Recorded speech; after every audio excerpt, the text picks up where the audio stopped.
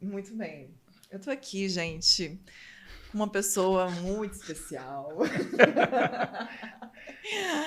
Que veio, assim... Não tinha mais ninguém, veio você mesmo, né? Não é porque não tinha ninguém. Eu chamei ele, sentei e falei, vamos fazer umas perguntas aqui para eu pôr no podcast. Não foi isso que aconteceu. Aí eu chamei um convidado muito especial, que, nossa, ele tem um coração... Meu coração é todo dele. João Marcos Tem uma coisa Moreira. errada aí.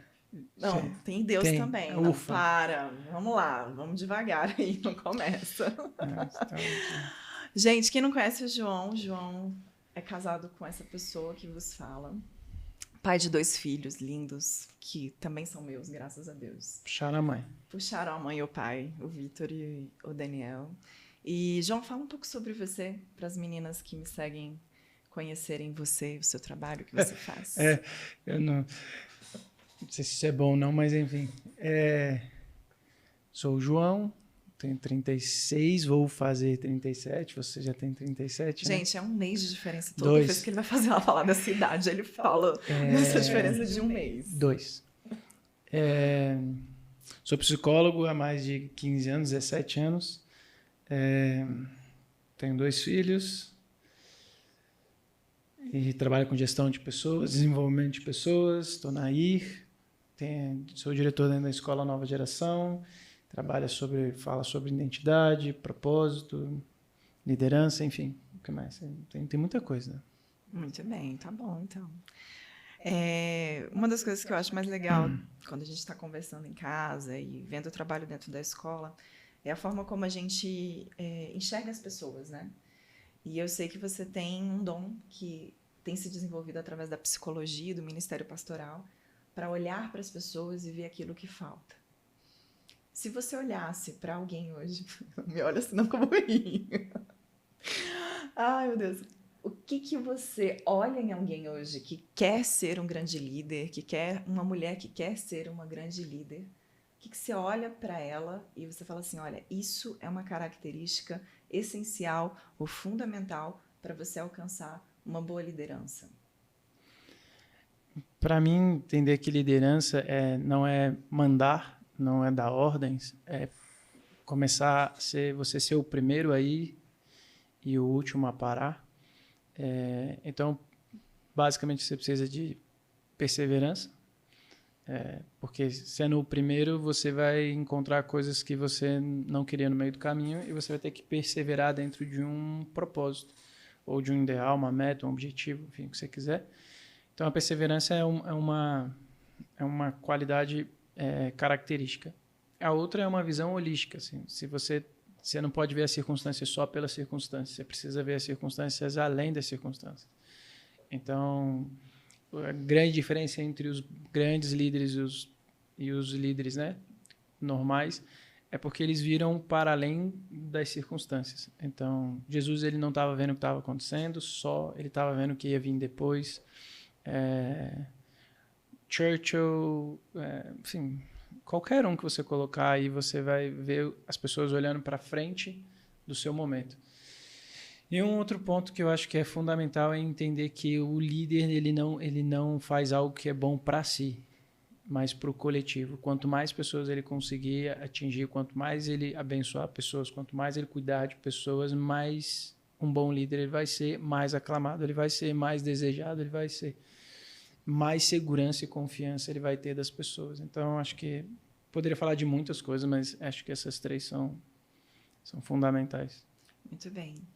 Eu acho que isso tem tudo a ver a refletir uma liderança como Cristo, né? Quando Jesus veio, ele teve um propósito claro, que não era só ele. Quando ele veio, ele olhou a consumação, ele sabia tudo, né?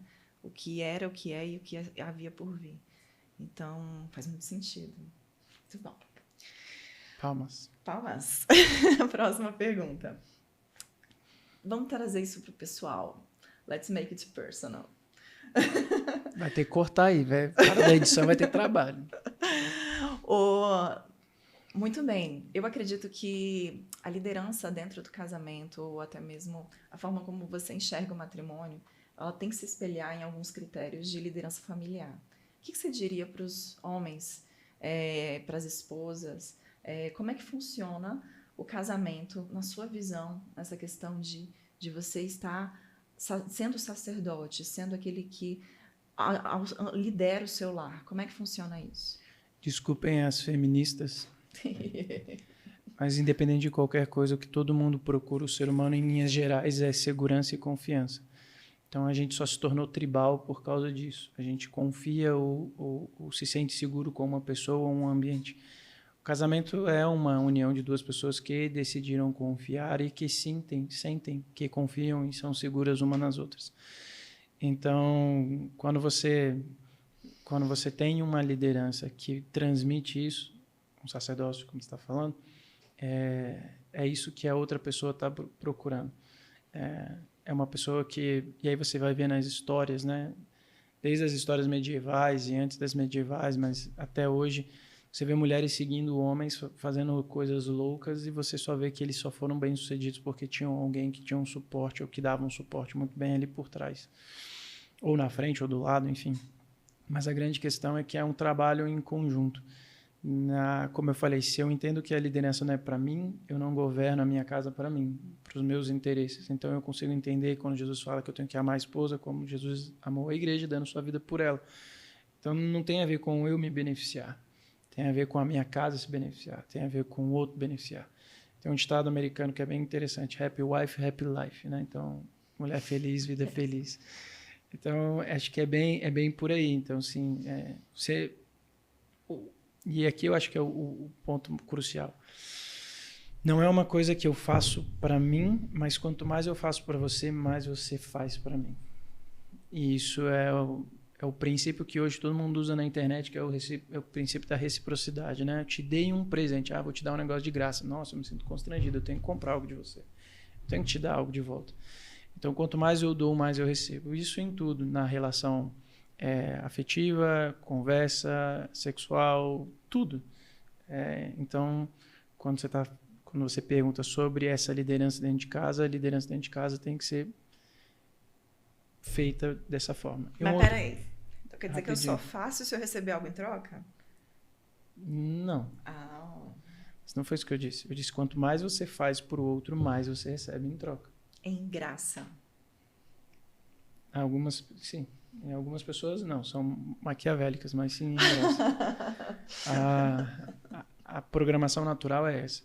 E aí, por outro lado, aí eu digo para as mulheres, né, enfim, que estão sofrendo nessa geração de um monte de homens bundões, né, que, enfim, o que eu mais ouço hoje quando sento com homens ou com mulheres, com casais, é exatamente isso.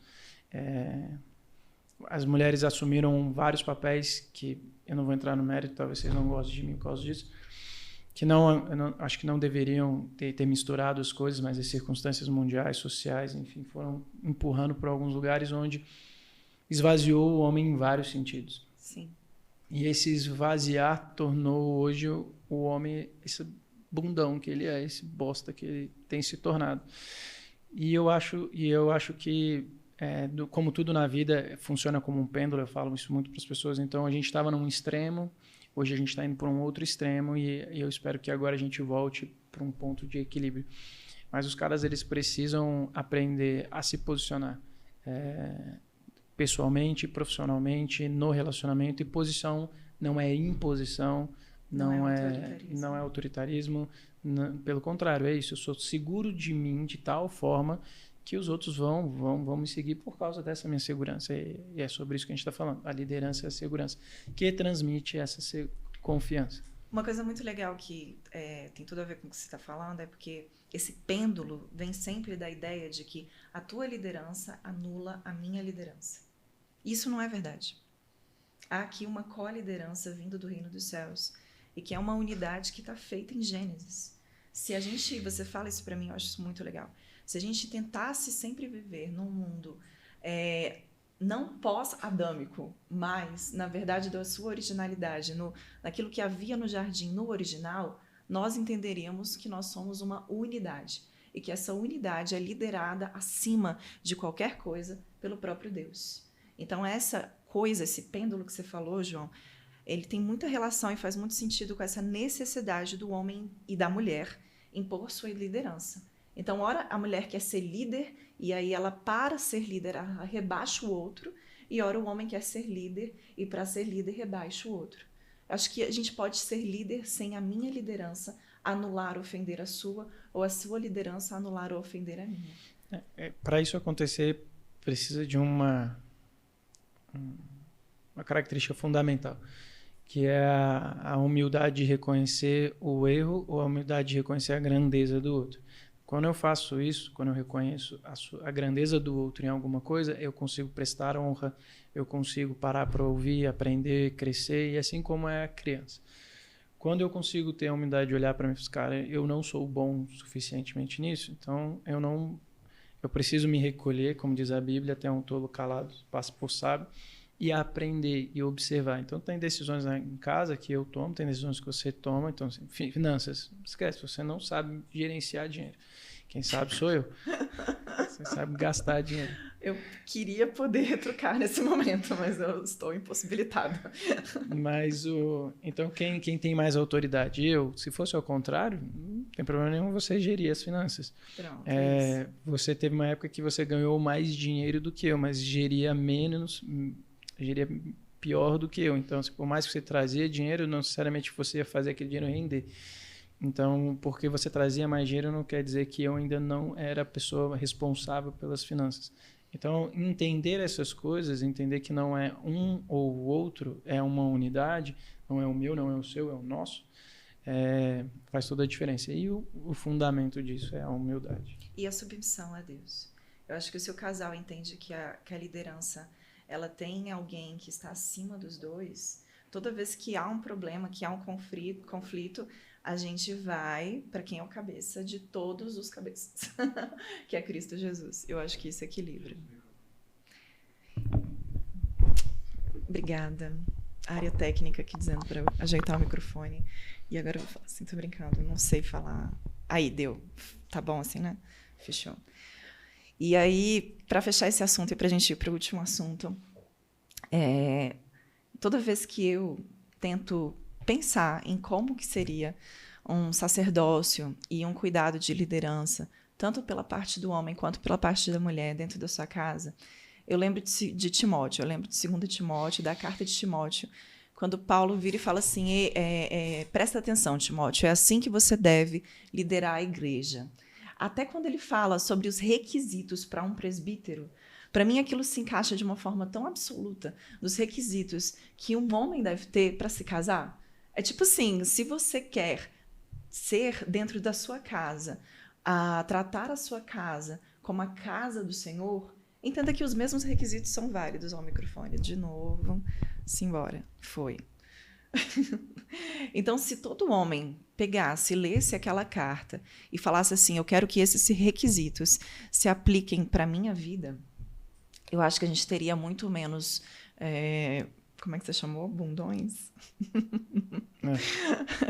Homens mais posicionados. Porque se você se posiciona de acordo com o que Deus te fala para ser na carta, especialmente de 2 Timóteo, você vai ver que aqueles são requisitos para você ministrar ao Senhor na casa do Senhor. Se você não faz aquilo em casa, você não vai conseguir fazer no ministério. Se você não vive dentro da sua casa, dificilmente você consegue reproduzir aquilo de forma real dentro do ministério. E aí não fica genuíno, não fica verdadeiro, fica, na verdade, uma mímica, um fake news total.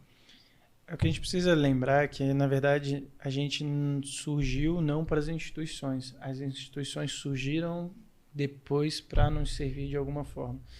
Então, o reflexo de quem eu sou, ele reflete na minha casa, minhas saídas com meus amigos, no meu trabalho, em qualquer lugar, na igreja, enfim, em qualquer lugar. Então, tudo começa em mim, para depois se estender para as instituições. Então, eu acredito que realmente esse é o ponto, chave. Não só os homens quanto as mulheres, eles precisam entender que a partir do momento que eu tomo a frente, ainda que eu seja capaz e faça as coisas, eu tiro das pessoas que estão ao meu lado a capacidade ou a possibilidade deles ocuparem aquele espaço. Então, eu hoje como líder e gestor de pessoas e formador de líderes, se eu faço tudo por eles, eles não têm espaço para crescer, eles não têm espaço para se tornarem líderes, para resolver problemas, etc. parte disso é eu dar um passo para trás, deixar eles viverem as circunstâncias, inclusive errar, gerar problemas, porque faz parte do processo de aprendizado e crescimento. Então, a gente precisa dar espaço para o outro. E eu acho que o grande problema do conflito dos polos são esses. Eu estou certo, você está errado, e submeta isso. Quando, na verdade, existe um espaço dentro do que eu sou, que é bom, é importante, é aceitável, e tem um espaço dentro de você. Quando eles se encontram, e a gente se encontra com pessoas por aquilo que nos une, não por aquilo que nos separa, a gente começa a entender um pouco de novo o que é unidade. Então, você se interessou por alguém, você se interessou pelas coisas que ela fazia, as coisas onde ela está, pelo que ela tem, seja lá o que for. Você se interessou por algo que é comum ao que você acredita que é bom, importante, válido, enfim. Então, quando você começa a ver que isso já não é mais o que está aqui dentro, você começa a arrumar desculpas para denegrir essa pessoa e se afastar dela. Basicamente é assim que funciona. Então, o que a gente tem que focar em entender que nós fomos feitos para a unidade. A humanidade foi feita para a unidade. Eu tenho que olhar em você e ver aquilo que é comum. E o que é comum em todo mundo somos imagem e semelhança. Então eu preciso olhar para a pessoa do outro lado e falar assim, cara, eu consigo ver Deus em você. Ainda que você tenha vários problemas, deixa eu procurar ver o Deus que habita em você. E a partir de daí, construir um caminho. Ainda que tenha muita coisa para se mudar, muito para se santificar e etc. Mas eu tenho que ver o que você tem de potencial. Perfeito. Antes de marido e mulher, nós somos irmãos. Antes da maternidade e da paternidade, deve existir a irmandade, que é o entendimento de que nós dois somos irmãos perante Deus. Nisso, o companheirismo, o olhar para o outro, enxergar a imagem e semelhança de Deus, ver no outro o amor de Deus, ver no outro aquilo que te falta muitas vezes, que faz parte dessa multiforme graça de Deus. Cara, eu preciso falar mais uma coisa antes de passar para o próximo tema. Não acabou, não? Não, ainda tem mais uma pergunta que eu quero fazer. Que horror. É um podcast, João, não é curto. Quanto tempo? Não, pelo amor de Deus, não deu nem 5 minutos. Aguenta aí. É porque toda vez eu dou esse exemplo na aula da Escola Nova Geração e eu acho muito bom. Que muitas vezes a gente cria os filhos sem o entendimento dessa necessidade de pai e mãe, dessa completude do pai e da mãe. E quando eu e o João, a gente está com os nossos filhos, o Daniel, quando ele era pequenininho, o João vai lembrar, meu Deus, ele pulava do sofá para o outro, ele dava cambalhota, dava mortal, e assim, coisas absurdas. E eu, muito bem, eu assim, tipo, como toda mulher mãe e mais, né, receosa, eu ficava assim, João, pelo amor de Deus, ele tá pulando de um sofá para o outro, vai cair, vai quebrar a cabeça, vai machucar. E aí o João, não, o que o João fazia? O João pegava e falava assim, não, eu vou ensinar como é que cai. Aí meu filho, sei lá com quantos anos, 5 anos ou menos, já sabia cair sem se machucar, fazendo aquele rolamentozinho do judô. Por quê? Porque na visão do João, precisava-se estimular cada vez mais esse senso de aventura, esse senso de desafio, esse senso de ultrapassar barreiras, obstáculos. Então, ele não queria parar o desafio. Eu já queria parar porque eu tinha medo, morria de medo dele cair e se machucar, né? Então, o João não, ele falava assim, não, peraí, vou ensinar a cair para não dar errado. Quer falar? Não, é porque a gente fica olhando as coisas como coisas diferentes, mas na verdade a raiz é a mesma. Ela tem um senso de cuidado, de preservação. Eu também, só que a forma como ele se manifesta é diferente. O meu senso de cuidado e preservação não tem só a ver com o momento, né, de preservar, de colocar numa bolha para que não se machuque. Mas é que eu preciso expor as condições de uma forma controlada para que ele comece a ganhar habilidades, confiança e segurança para que lá na frente, quando ele for exposto a algumas coisas, ele saiba lidar e ele tenha uma preservação da vida dele pessoal muito melhor. Então, na verdade, a gente, homens e mulheres, a humanidade como um todo, a gente tem os mesmos sensos. Você falar para mim que uma pessoa que é do tráfico, que, né, mora no morro, que é do tráfico, né, mata pessoas, etc. Você fala assim, ele tem código de honra? Tem. Ele ama pessoas? Ama. Do jeito dele. Né? Ele quer preservar a vida dele e das pessoas que ele gosta? Sim. Ele quer dar o melhor para a família dele? Quer. né? Agora, a forma como ele escolheu fazer isso é diferente da forma como eu escolhi fazer isso. Então, como seres humanos, nós somos detentores da mesma raiz, fomos feitos pelo mesmo Criador. Então, existe um core, um centro, que é igual a todos nós.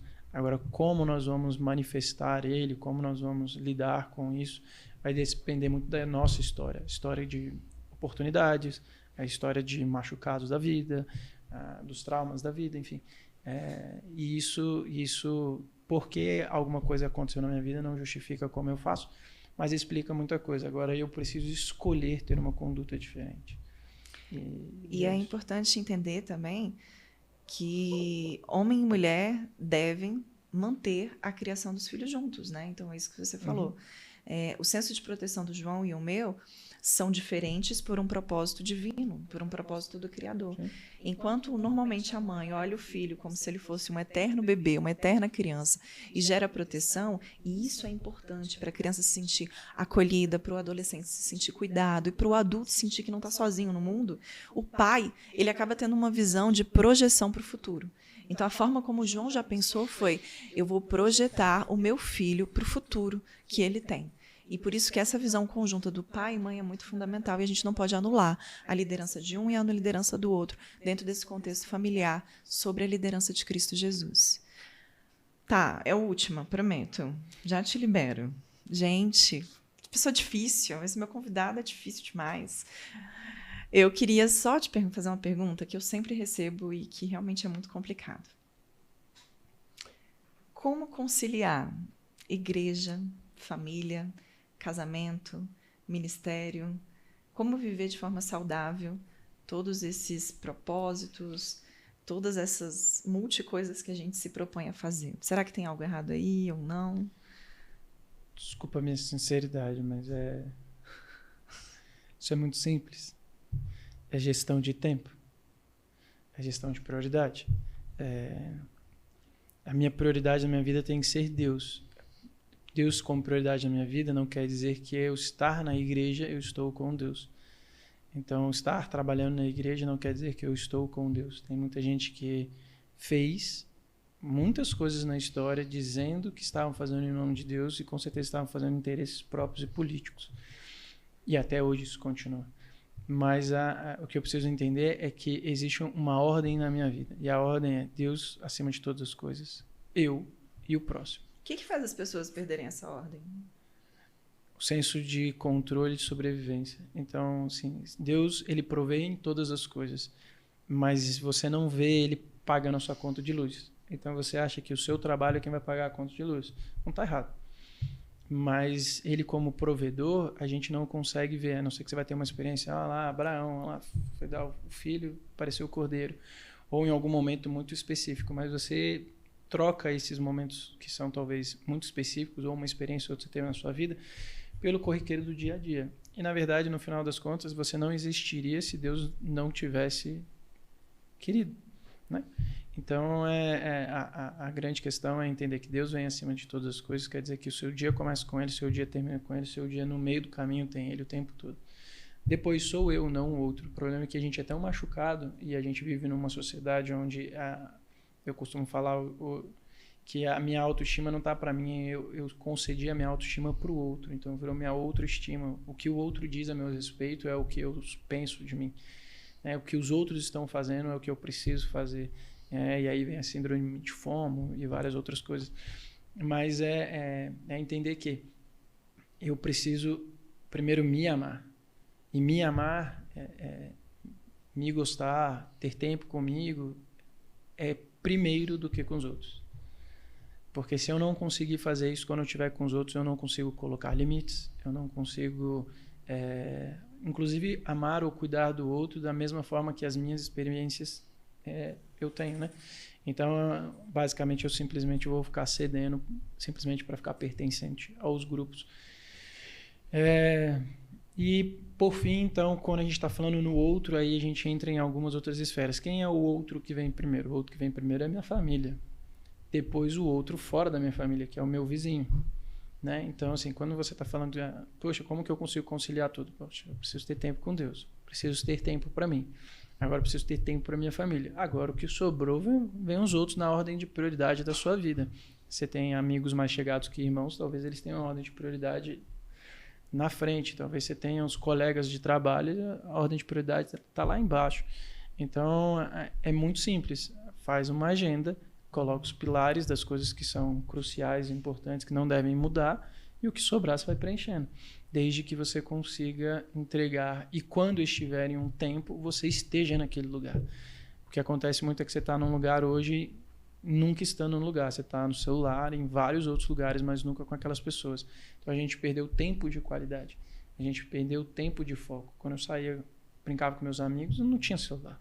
Então a gente tinha que sentar e quando a gente combinava de se encontrar era num horário, num ponto de referência e a gente esperava ali 10, 15 minutos. Se a pessoa não chegou, a gente andava. E se você não chegou, já era. Você ia ter que se encontrar por acaso ou perder o rolê. Hoje não. Então hoje, por essa facilidade, a gente nunca está presente. A gente sempre está no passado ou no futuro, mas nunca no presente. E esse aqui é o maior problema e a maior causa de ansiedade que existe. A ausência de presente. Então, acho que é bem simples. Muito bem. Então tá bom, você entendeu, né? É bem simples.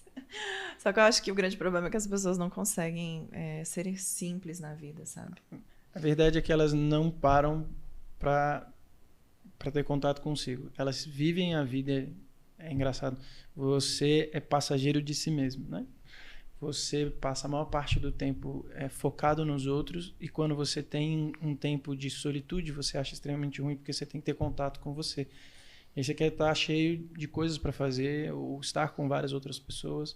E um dos aspectos positivos que eu vejo da pandemia foi que desacelerou as pessoas. E quando ela colocou as pessoas em esse lugar de solitude, as pessoas se encontraram, obviamente, muita depressão, obviamente com vários problemas, porque elas não passam tempo consigo. É mais fácil eu desviar do meu problema, resolver o seu, ser aplaudido porque resolvo os seus, ou porque estou no seu convívio, do que eu parar para resolver o meu. Então, aí eu te pergunto do outro lado, se você não gosta de passar tempo com você, por que eu tenho que gostar de passar tempo com você?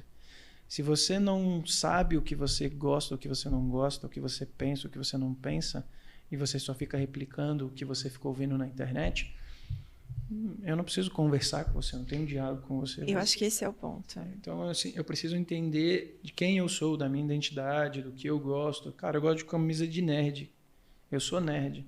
Então, as minhas camisas elas têm que passar a mensagem. As pessoas não gostam, porque tinha que ser de outro jeito. Você viu que eu vim hoje em sua homenagem? Eu vim com camisa, para quem tá só ouvindo e não tá vendo, eu vim com uma camisa aqui do Dumbo. A minha é do Karate Kid. Karate Kid. Eu Mas vim com então, uma camisa em sua homenagem. A grande questão é essa, assim, eu não preciso me moldar a todos os padrões, porque tem algo que me diz respeito à minha identidade. E se eu tenho vergonha de dizer quem eu sou, ou de ser quem eu sou, eu estou vivendo em função do outro. O outro estima. E o que você falou para mim, a chave é isso. Essa questão do não ter tempo para si, ou não passar tempo consigo, ou não se conhecer. Tudo é fuga.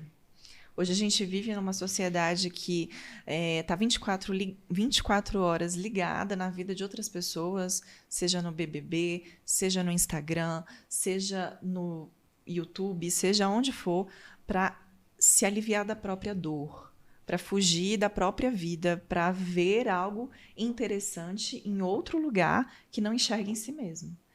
E aí o que faz? A comparação, que eu acho que é uma coisa que mata todo mundo. As pessoas se comparam o tempo todo e colocam-se num grau de performance inatingível, porque se eu estou me comparando a alguém que não sou eu nunca vou conseguir alcançar aquele lugar de performance.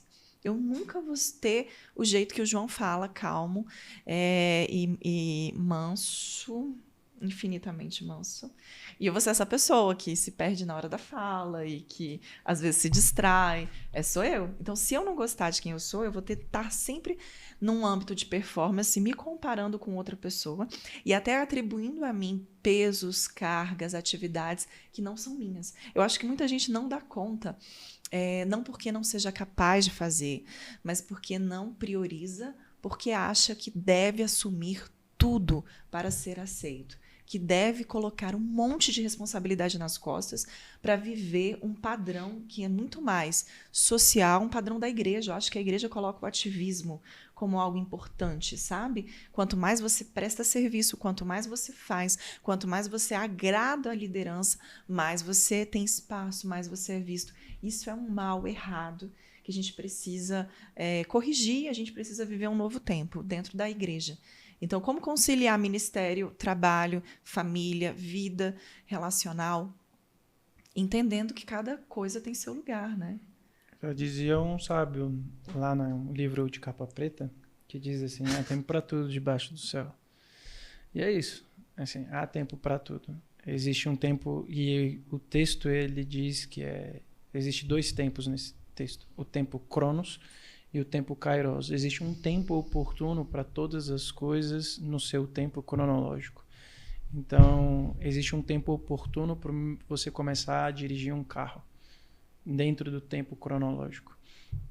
Existe um tempo oportuno para você casar dentro do tempo cronológico.